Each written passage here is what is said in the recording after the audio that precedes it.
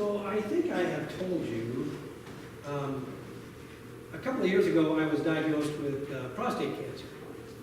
And, it didn't freak me out.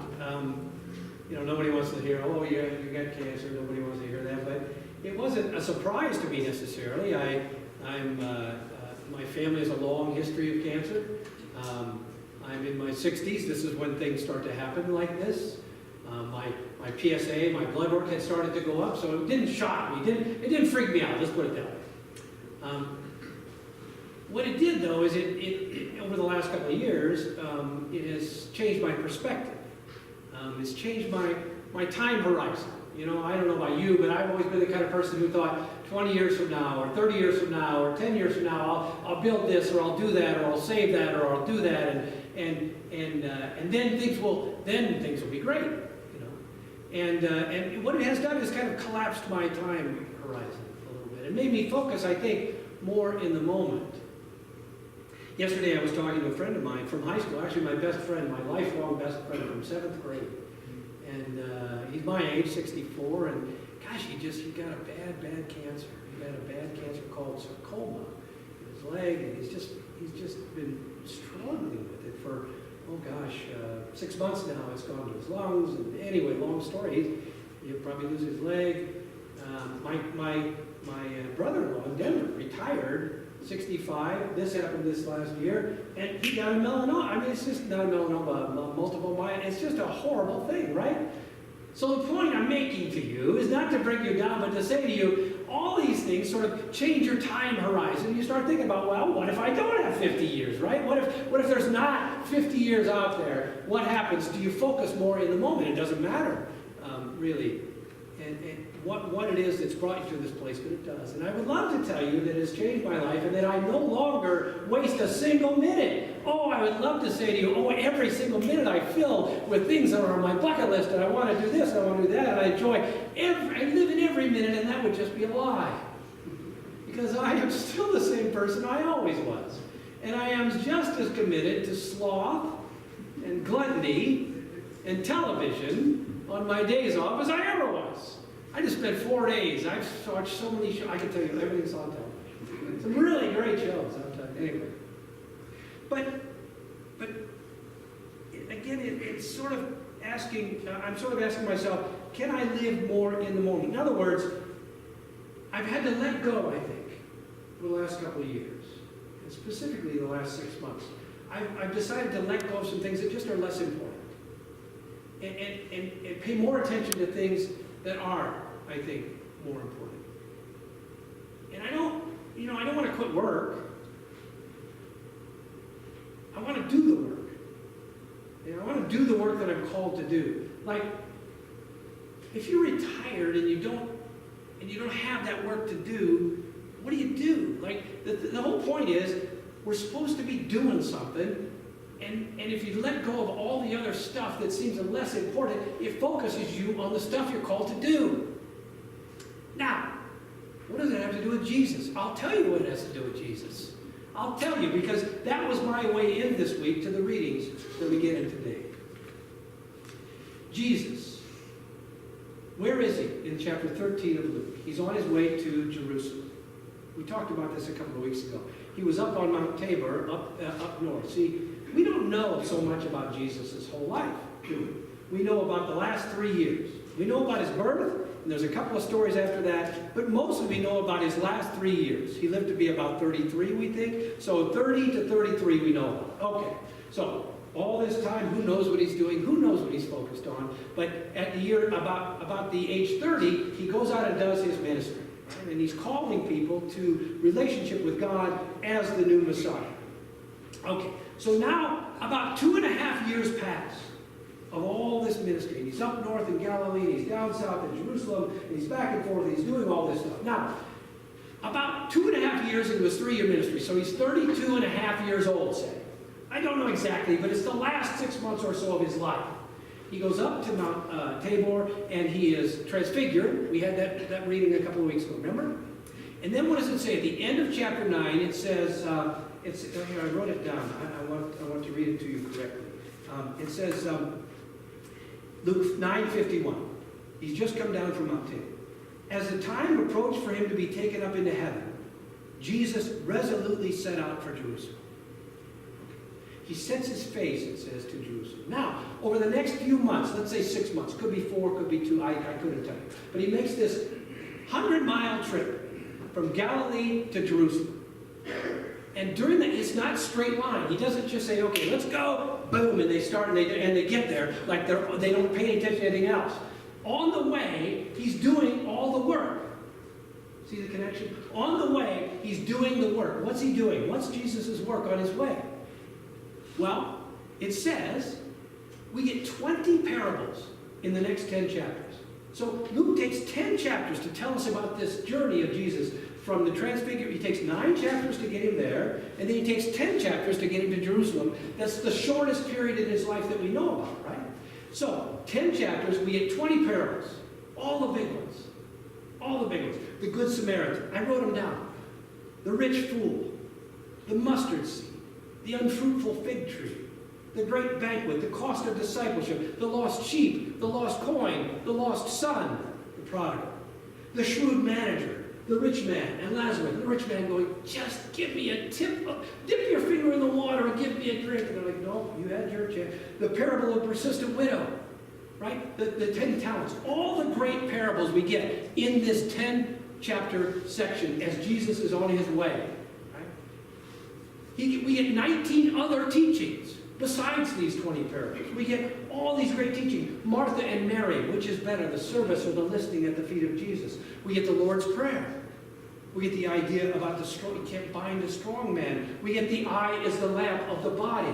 We get woe to Chorazin. We get do not worry about what to wear, what to eat. We get I did not come to bring peace. All of this in this short several-month period on the way south. Enter through the narrow door.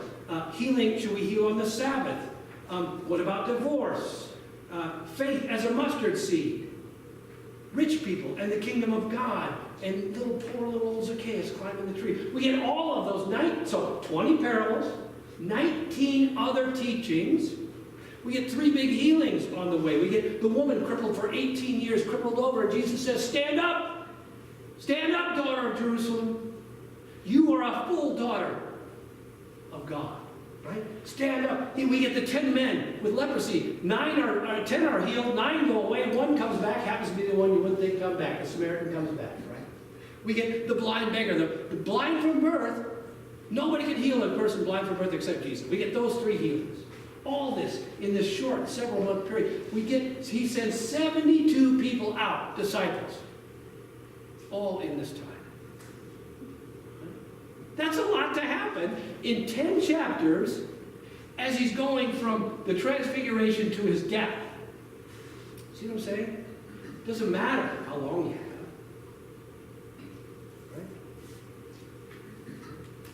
So that's what he's doing.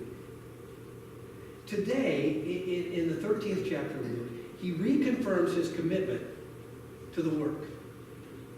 Remember it said that he set his face resolutely to Jerusalem.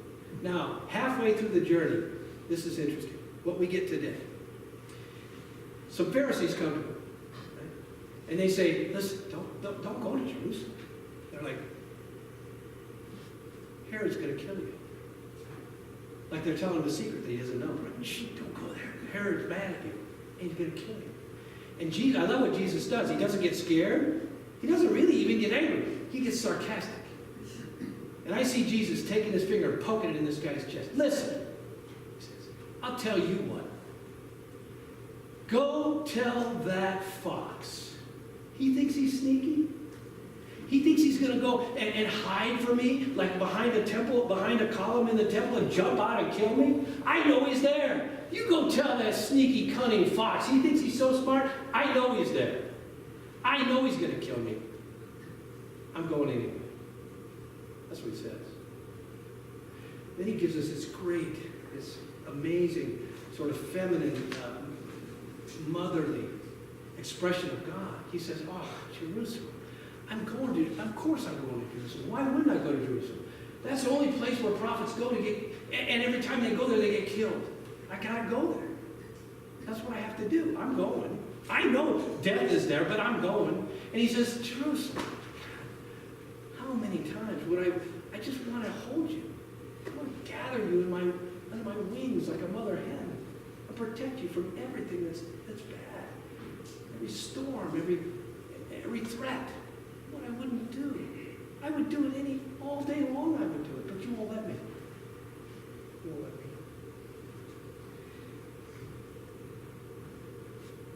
So he goes.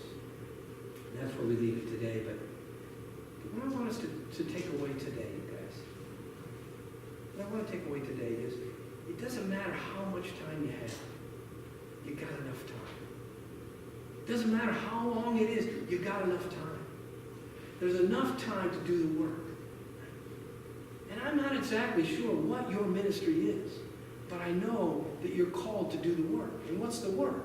The work is teaching, like Jesus did. The work is preaching, like Jesus did. The work is saving, giving people the saving message that Jesus Christ came to earth to tell us that God loves us and calls us to love each other, right? The work is going out and saving people, finding them in their situation and helping to make it better. That's the work that we're supposed to do, and there's enough time to do it. It doesn't matter how much time we have. And here's the thing. We're called to do it together. And this church is going to be here 100 years from now, but you're not. This church is going to be here 20 years from now, but I'm not. We're in this space together for this time. I don't know how long it is. But while we're together, we're called, there's enough time for us to do the work. And I'm glad that this church sits on this corner in this place. I'm glad we're not off between Mitchell and Morrill and Scotts Bluff, wherever they are. I'm glad we're not way up north or way down south or way over east. I'll tell you why. Because this is a downtown church. And a downtown church has a particular mission and ministry.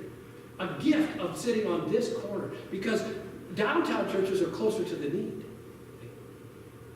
And I don't know exactly, in fact, I think that's our job together over the next few years, is to figure out why God has called us together this time, this place, to do this work. What is the work we're called to do? How are we supposed to engage in this community? I invite you to join me in this discernment and in this work. And if you don't think we can, see, we're called to change the world. Maybe we can't change Afghanistan. Maybe we can't change Washington.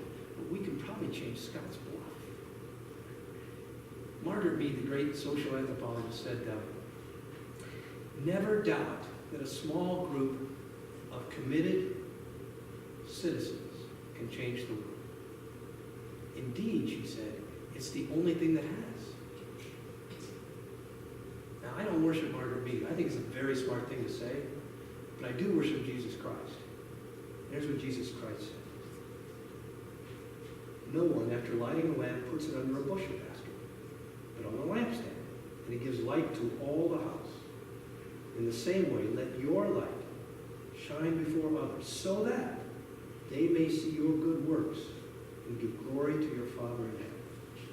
That's what we got to do, you guys. The time we have together, we got to let this light shine so that people will see our good works, and not only will their lives be changed, but the community will be changed. That's, I think, the task before us, no matter how much time.